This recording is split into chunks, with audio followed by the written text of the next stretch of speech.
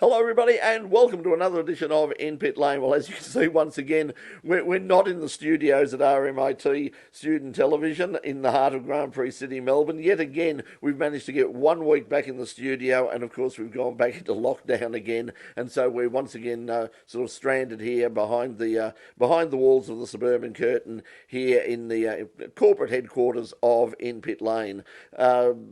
Very frustrating, very frustrating. Of course, last week's program, if you watched it, was, of course, promoting an event that obviously didn't happen with August Access. And our thoughts to everybody who worked so hard to make that happen, everyone at PIARC, all of the competitors, everybody, it was once again a case of so near and yet so far. But, these are very trying times for all of us, I understand. Now, coming up, another event that's been affected by the current situation, of course, is the Le Mans 24 Hours.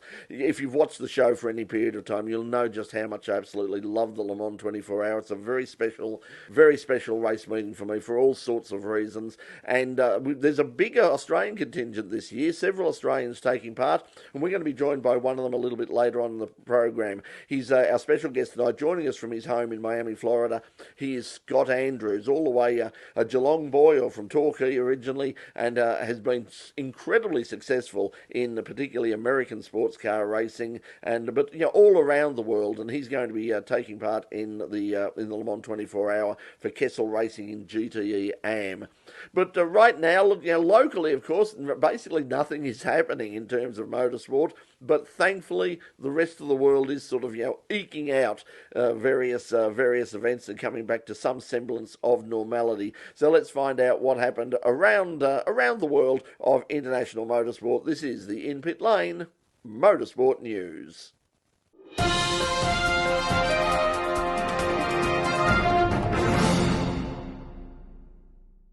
IndyCar hit the narrow streets of Nashville last weekend for the first time, and to say it was incident-packed would be putting it lightly. The race got off to an exciting start for Marcus Ericsson, who was launched skywards after colliding with the rear of Sebastian Bourdais. Remarkably, he was not only able to continue, he won the race. His task was made all the more easy thanks to a late race mistake from a hard-charging Colton Herta, who crashed out while closing in on Ericsson with only 5 laps remaining. This left the reliable Scott Dixon to take second place, with James Hinchcliffe third in the best result of the year. It was a tough weekend for Scott McLaughlin, who was spun around not once but twice, the second time by teammate and fellow Antipodean Will Power.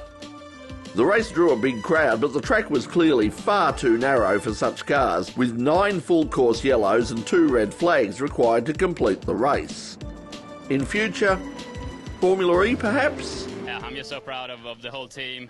They've done such a good job, and I'm so thankful. And then I want to apologize also to Seb there in the start. There was an accident. I thought it was green, and then I went and I couldn't see it. He stopped, so I'm really sorry for that. Kyle Larson has joined Denny Hamlin at the top of the NASCAR point standings after a win on the road course at Watkins Glen last weekend. The Hendrick Motorsports driver won for the 5th time this year in the NASCAR Cup Series, finishing ahead of Chase Elliott and Martin Truex Jr. Larson took the lead from the pit road on lap 65 and held on to the end. A maiden MotoGP victory, the young Spanish rider Jorge Martin. Continuing an impressive comeback after an early season accident that cost him 4 races, Martin fought back past early leader Jack Miller, going on to win his first race over Johan Mir and Fabio Quartararo. Miller looked set for a podium place until he crashed out on lap 18, trying to fight back into 3rd place. The series will return to the Red Bull Ring next weekend for the MotoGP of Austria. But leading riders have called for major changes to the racetrack following a number of major incidents there over the past few years. MotoGP legend and wildcard Dani Pedrosa and Lorenzo Savadori had lucky escapes from more serious injury after a crash that saw both their bikes burst into flames after Savadori hit Pedrosa's bike. Riders on the MotoGP circuit, including world champion Johan Mir and 7-time champion Valentino Rossi, both criticised Turn 3 in particular, the site of Sunday's crash. Turn 3 is critical, really dangerous, especially in the wet, said Mir, who finished second in Sunday's race. What is also very dangerous on this track is Turn 1 and Turn 3, because at the exit of these corners there's an uphill and then it drops down, and if something happens there, you don't see it. Danny Pedrosa, returning to MotoGP after 2 years, walked away from the fiery crash, but Savadori was removed on a stretcher after suffering a broken right ankle. And Tickford Racing has announced that Thomas Randall will make his third race appearance of 2021 at the Phillip Island Super Sprint. The 25-year-old was scheduled to race at the Perth round as his third wildcard event of the season. But following the cancellation of this year's race in Western Australia, Tickford Racing has now elected to enter Randall for his home state race when supercars return to Phillip Island in late October. And that's the In Pit Lane news for the week commencing Monday, August the 9th, 2021. We'll have more news next week.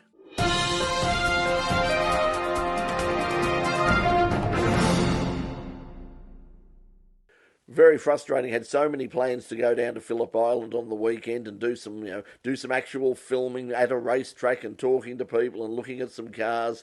And of course, it all ended up where it ended up.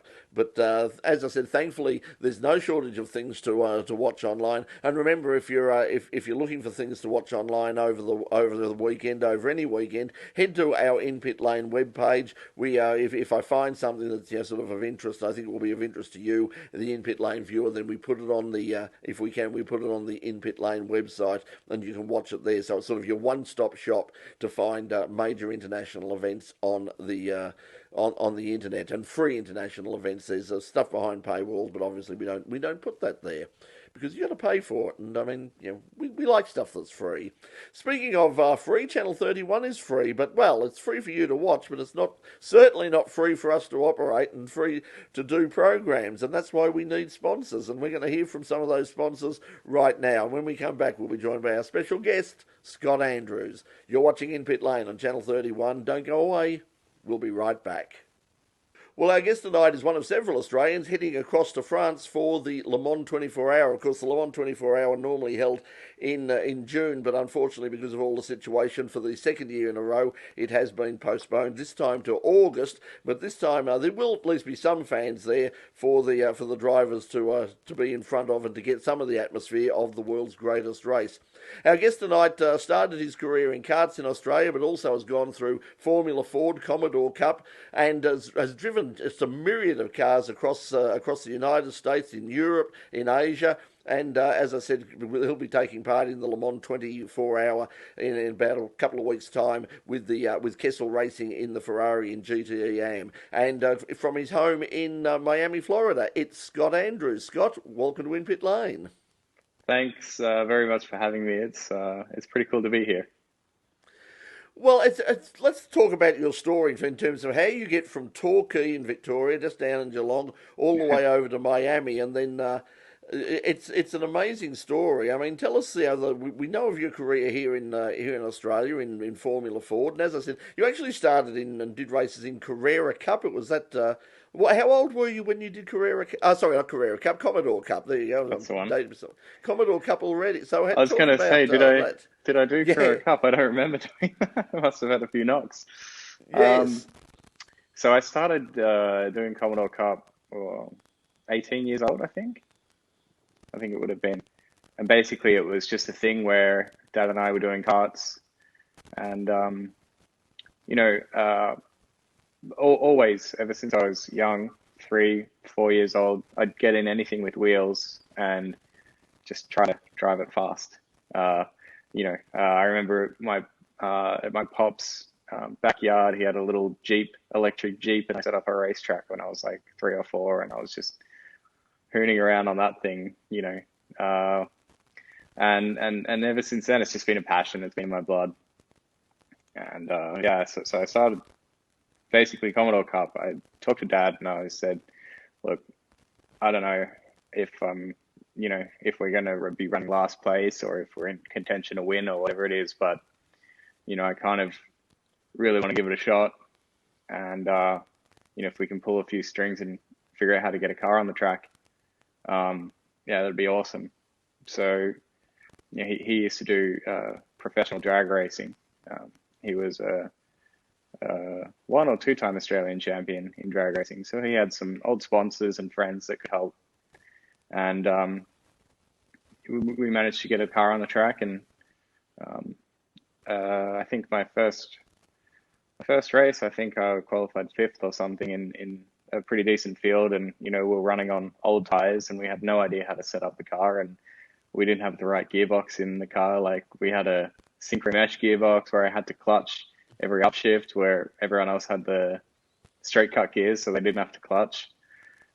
So yeah, but it was a lot of fun, and yeah, it was just really great to be on a proper racetrack in a proper car.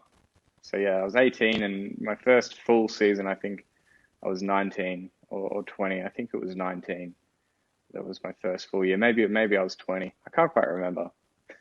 It And was a then, of while ago. course, yeah, you went off onto Formula Ford in Australia, and did very well there. So, what was the transition in going from Formula Ford in Australia to heading over to the United States, and why America?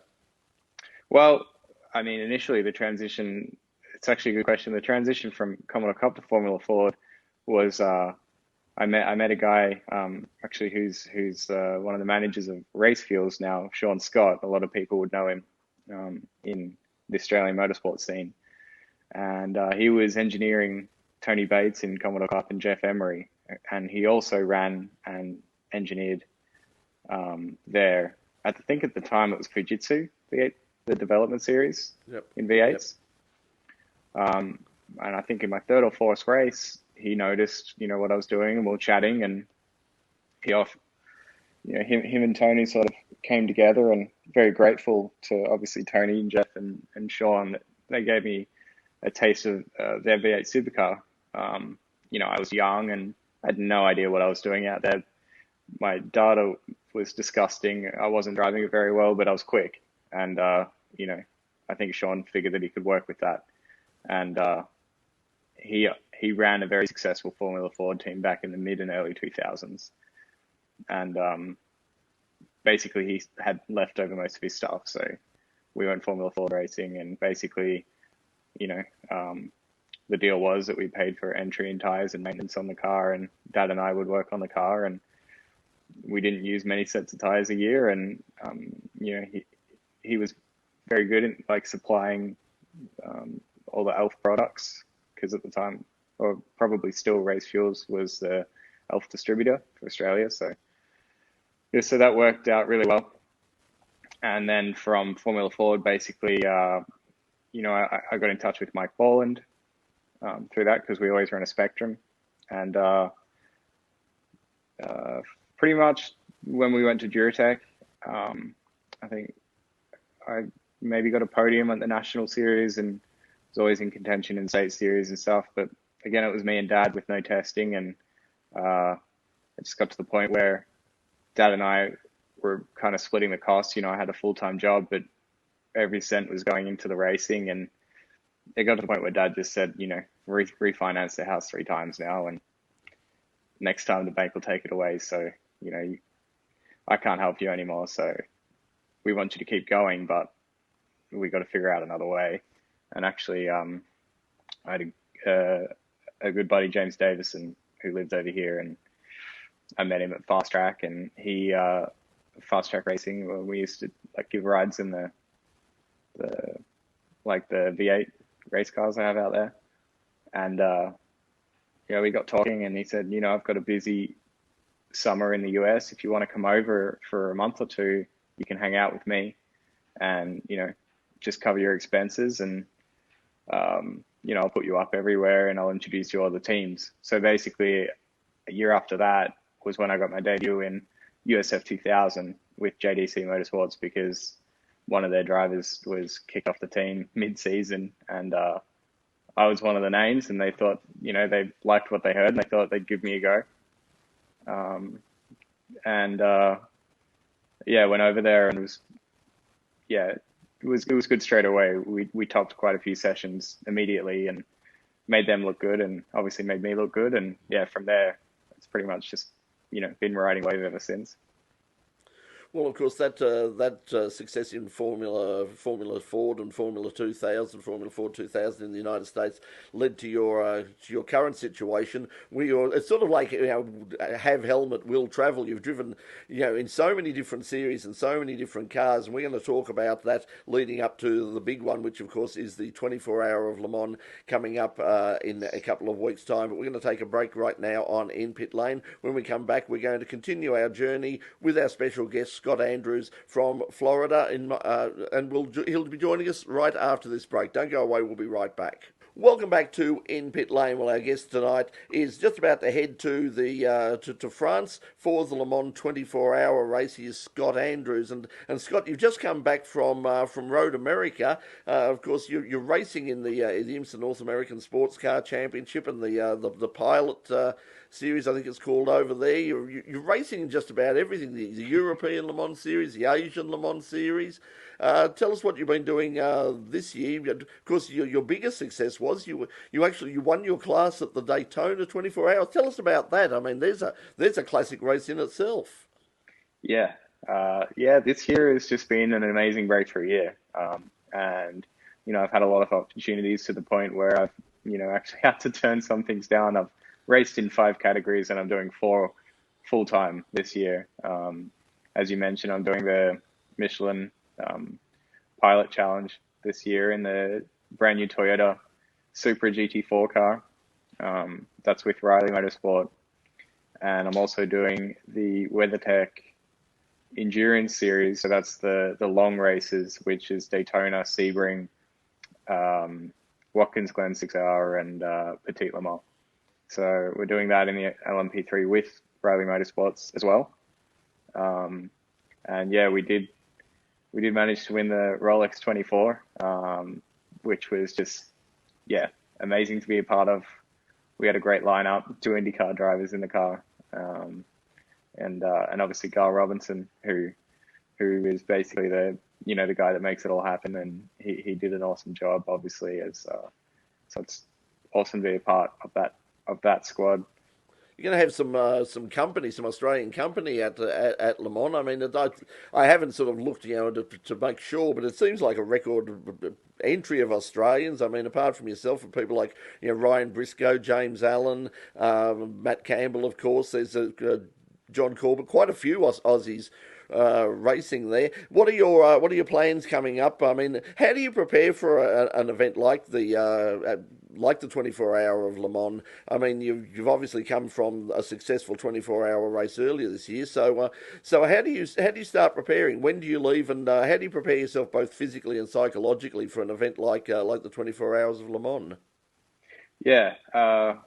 So leaving this Wednesday night, because we have the private testing on Sunday, and then obviously next week is when the official action starts.